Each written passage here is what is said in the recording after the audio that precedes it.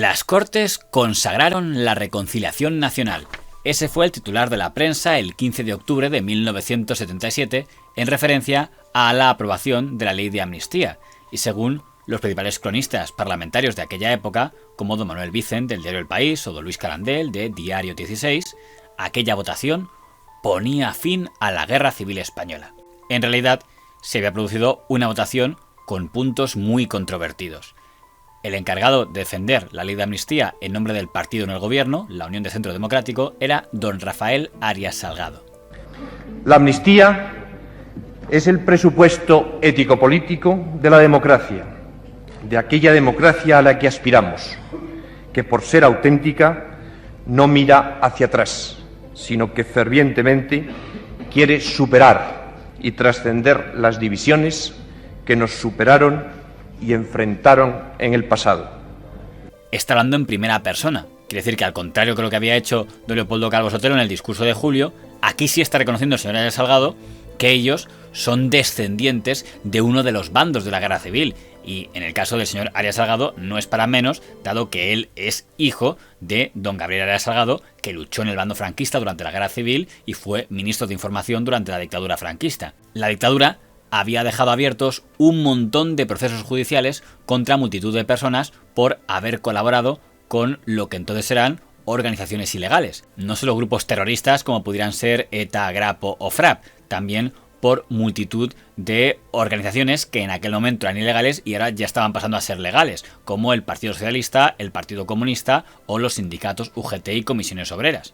Y los procesos no eran solo a los que eran militantes de grupos ilegales, también eran a los que colaboraban con ellos porque les habían prestado una casa, porque habían repartido panfletos, habían pegado carteles.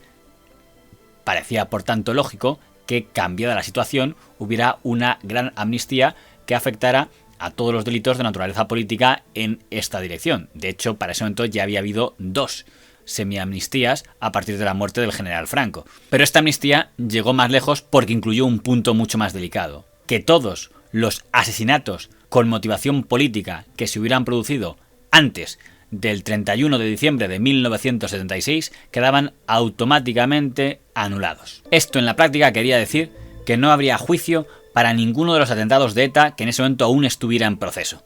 Eso incluía el asesinato del almirante Carrero Blanco. Nunca habría juicio por matar a un presidente del gobierno, ni a sus acompañantes. El grupo de Pérez Biote y Wilson, que estaba detenido por este procedimiento, quedaba automáticamente libre de cargos.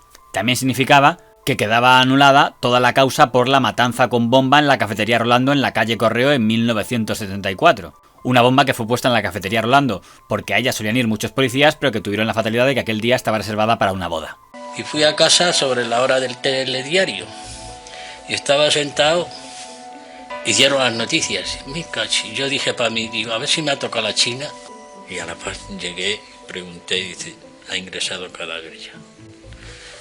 Y ya como la tenían en una nevera, dice, ahí la tiene usted. Abrí la puerta y la vi. La besé y le dije que pronto nos has abandonado.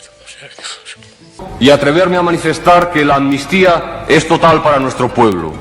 Y entiendo que ello es así porque el artículo 1, apartado 1A, tiene efectos sobre todos los actos de intencionalidad política, cualquiera que fuese su resultado. También quedaban amnistiados y anulados, por tanto, todos los procesos contra todos los crímenes que había cometido el Grapo desde su creación el 1 de octubre de 1975, incluyendo los 4 policías a los que mató el comando del que formaba parte el señor Pío Moa, que presuntamente remató con un martillo a uno de ellos. Pero no le dio con un martillo a un policía a la cabeza. Ni yo tampoco, caradura.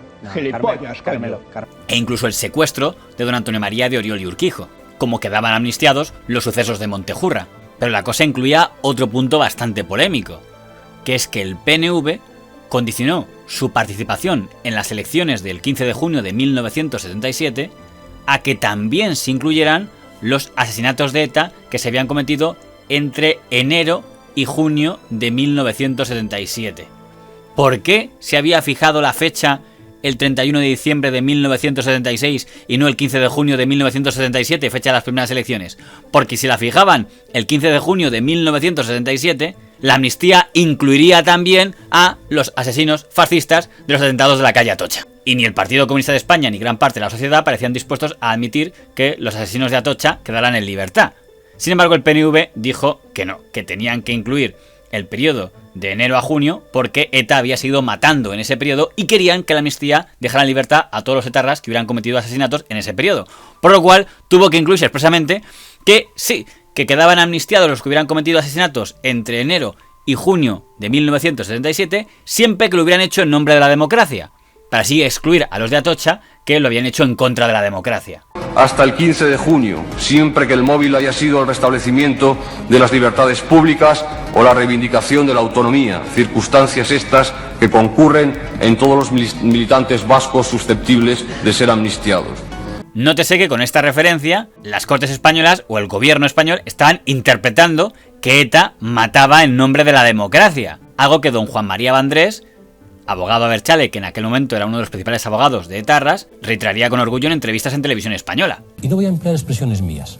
Cuando en el 77 se dio la ley de amnistía por el primer Parlamento Democrático Español, se dio una amnistía a aquellos que habían luchado por favorecer la democracia y la autonomía de sus pueblos. Y todos aquellos delincuentes que yo había defendido, y digo delincuentes entre comillas, salieron a la calle liberados. El pueblo español, pues, a través de sus representantes, reconoció que aquellos militantes de ETA que yo había defendido no eran unos delincuentes, sino eran hombres que habían luchado por la democracia, por la libertad y por su pueblo. Y el papelón para UCD no era fácil, porque venía a ser decirle a las víctimas de ETA, como pudieran ser los padres de aquella mujer asesinada en la calle Correo, de oye, los asesinos de vuestra hija van a quedar impunes y tendréis que aceptarlo porque es la forma de compensar que todos los torturadores franquistas también van a quedar impunes. Felicitándome de que en este texto, efectivamente, ningún vasco quedará en la cárcel o en el exilio. Con lo peculiar que es decir que, por ejemplo, el asesinato del señor Araluce Villar o el asesinato de don Javier Ibarra Bergué fue en nombre de la democracia, mientras que el asesinato de los abogados de la calle Atocha era en contra de ella. No es raro que don Rafael Arias Salgado, al explicar la amnistía, insista que a partir de ahora es a partir del 15 de junio de 1977, la ley sí se va a aplicar con rotundidad. Asumimos la esperanza de que no se reiteren, porque en lo sucesivo, a partir de hoy mismo, pediremos irrenunciablemente que se aplique la ley con todas sus consecuencias. Como que no va a volver a repetirse algo como lo que se estaba produciendo en aquella sesión parlamentaria. Por parte del Partido Comunista de España, de manera muy simbólica, el que habla para defender la amnistía es don Marcelino Camacho, que se ha pasado bastantes años en prisión durante la dictadura. Nosotros considerábamos que la pieza capital de esta política de reconciliación nacional tenía que ser la amnistía. ¿Cómo podríamos reconciliarnos los que nos habíamos estado matando los unos a los otros si no borrábamos ese pasado de una vez para siempre? Nosotros, precisamente los comunistas, que tantas heridas tenemos, que tanto hemos sufrido, pues bien, nosotros hemos enterrado nuestros muertos y nuestros rencores. Nosotros estamos resueltos a marchar hacia adelante en esa vía de la libertad, en esa vía de la paz y del progreso. Pero el que está considerado el mejor discurso de aquella sesión fue el de el que sería presidente del Partido Nacionalista Vasco, don Xavier Arzallus.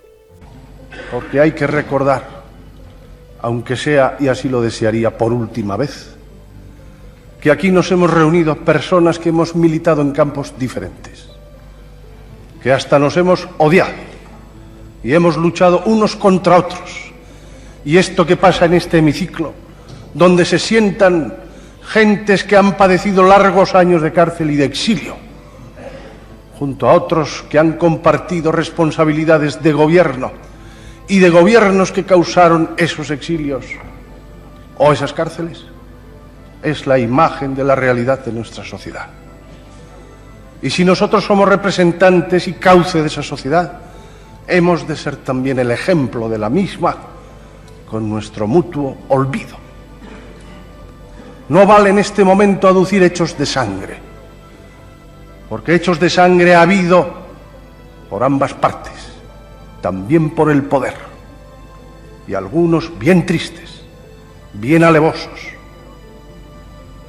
ni cabe hablar de terrorismo, porque terrorismo ha habido por ambas partes, puesto que si terrorismo es la imposición de una política por el terror, lo ha habido también por el poder. No encontrarán ustedes una imagen mejor de terrorismo que esa. Olvidemos, pues, todo. Durante las intervenciones queda claro que el principal motivo que tenían todos para defender que era necesario hacer esta amnistía era que era el precio que pagar para que ETA dejara de matar. El deseo de la UCD es que al menos todos los grandes grupos parlamentarios respaldaran la amnistía, para que así fuera un proyecto unánime, y no fue así porque Alianza Popular se negó a respaldar la amnistía. La minoría comunista se congratula del consenso de los grupos mixto, vasco-catalán, socialista, y hubiéramos deseado también que este fuera un acto de unanimidad nacional. Por eso hacemos un llamamiento a nuestros colegas de Alianza Popular de que reconsideren su actitud en este acto que debe ser de unanimidad nacional.